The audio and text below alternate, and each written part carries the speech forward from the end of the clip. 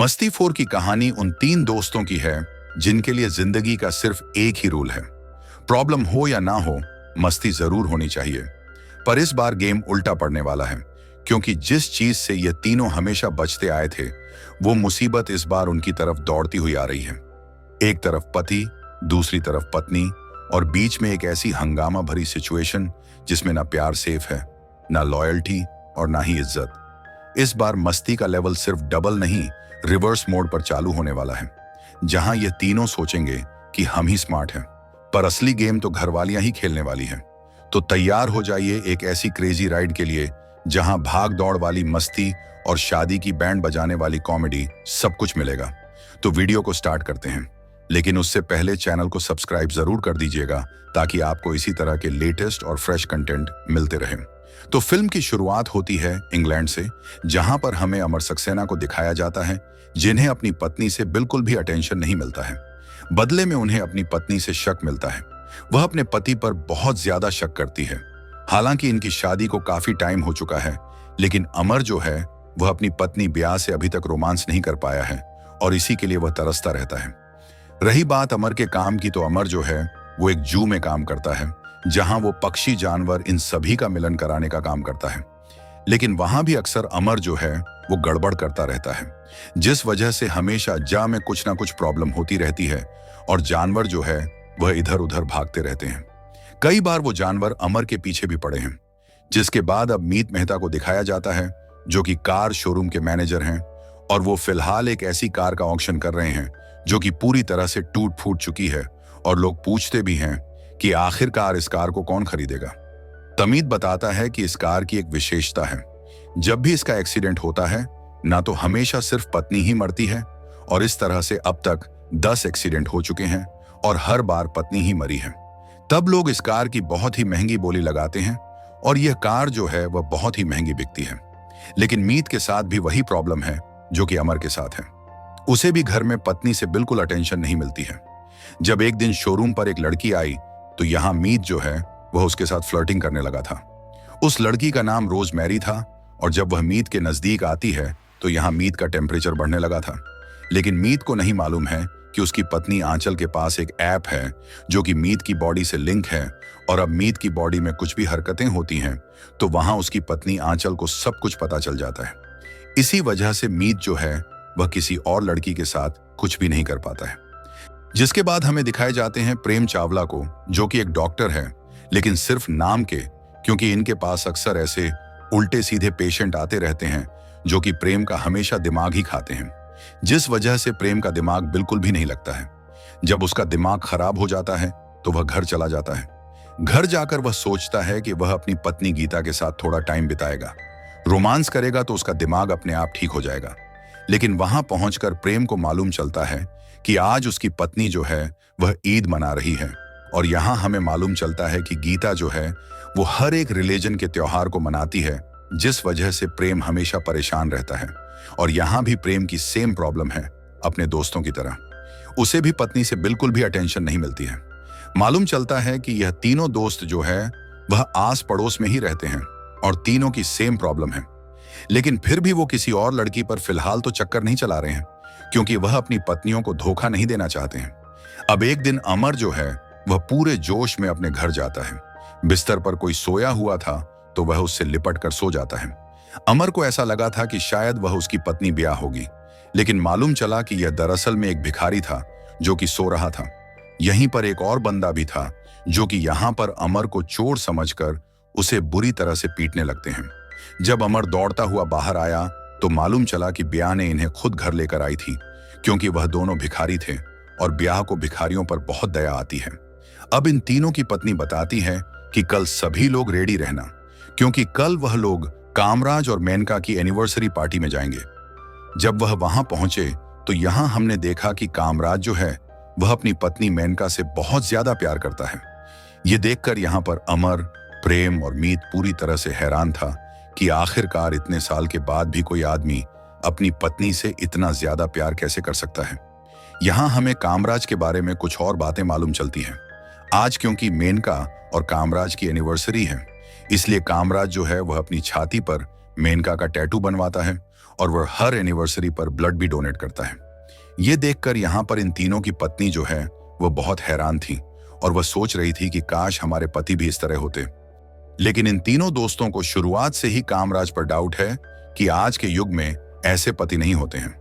जरूर इसके पीछे कुछ ना कुछ तो वजह होगी। या तो कामराज बहुत परेशान है या फिर इसका कोई अफेयर चल रहा है। तो कामराज ने अपनी बीवी के सामने तो उन्हें कुछ भी नहीं बताया था। हालांकि वह इन्हें कुछ भी नहीं बता रहा था, इसलिए इन तीनों ने डिसाइड किया कि यह लोग कामराज पर नजर रखेंगे। और जब मेनका बाहर गई तो कामराज का असली चेहरा हमें देखने को मिलता है, क्योंकि कामराज जब घर पर अकेला था तो वह अपने घर पर कम से कम 10 लड़कियों को बुलाता है और आज वह इन सभी के साथ मस्ती करने वाला था। लेकिन कामराज को नहीं पता है कि दरअसल में यह तीनों दोस्त जो हैं वह कामराज को देख रहे हैं।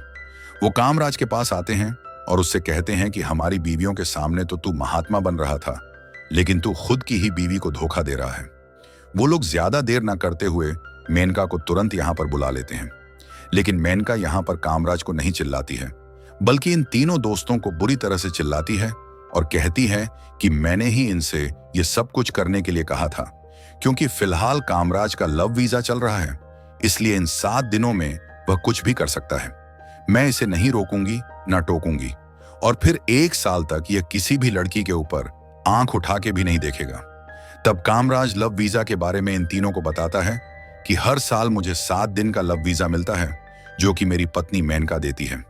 इन 7 दिनों में मैं बहुत मस्ती करता हूँ और अपनी सारी फैंटेसी पूरा कर लेता हूँ और मेरी पत्नी मुझे बिल्कुल भी नहीं रोकती है। और फिर 7 दिनों के बाद मैं पूरी तरह से बदल जाता हूँ और किसी भी लड़की के ऊपर आंख उठा के भी नहीं देखता हूँ। मैं चाहता हूँ कि तुम्हें भी ये लव वीजा मिलना चाहिए, लेकिन ये पत्नी के परमिशन से मिलता है।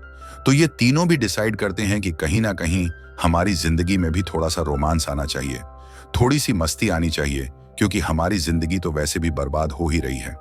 लेकिन सबसे बड़ी प्रॉब्लम यह है कि वो लोग अपनी पत्नी से पूछेंगे कैसे लव वीजा के लिए।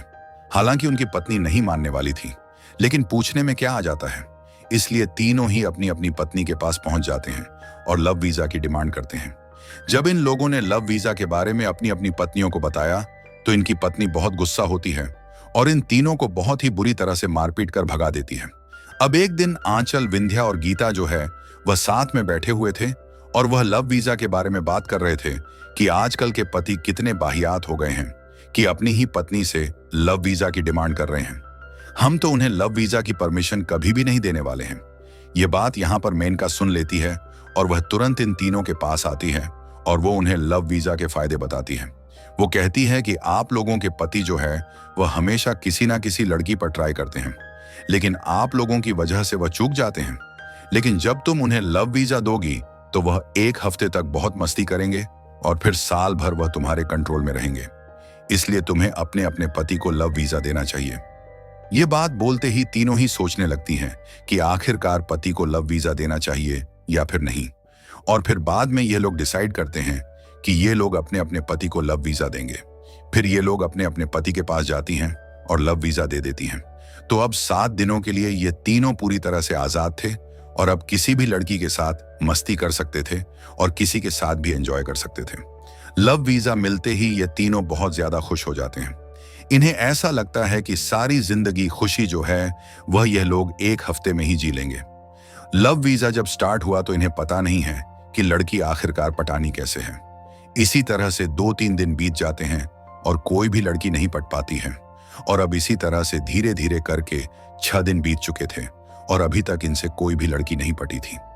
लव वीजा पूरी तरह से वेस्ट जा रहा था और तभी अमर केज में एक लड़की आती है जो कि अमर को पूरी तरह से भाव दे रही थी। अमर को ऐसा लग रहा था कि शायद यहाँ पर काम हो जाएगा। अमर के पास एक स्प्रे रखा हुआ था जिसके ऊपर छिड़क दो, उसके ऊपर सारे जानवर जो है वह मिलन करने के लिए पहुंच जाते हैं। तो वह लड़की अमर के ऊपर यह स्प्रे कर देती है जिससे कि जू के जितने भी जानवर होते हैं ना वो अमर के ऊपर टूट पड़ते हैं। ये देखकर अमर की हालत बहुत ही ज्यादा खराब हो चुकी थी, पर यह बात वो किसी को भी बताने नहीं वाला था। दूसरी तरफ हम देखते हैं प्रेम को, जो कि अपने हॉस्पिटल में था और यहीं पर एक लड़की आती है जो कि बहुत खूबसूरत थी और वह भी प्रेम को भाव दे रही थी। वो प्रेम से अपने रूम में चलने के लिए कहती है। प्रेम भी बिल्कुल मान जाता है और तुरंत ही उस रूम में पहुंच जाता है। वहां पहुंचने के बाद मालूम चला कि जिस लड़की के साथ वो रोमांस करने वाला था ये लड़की दरअसल में एक औरत नहीं आदमी है।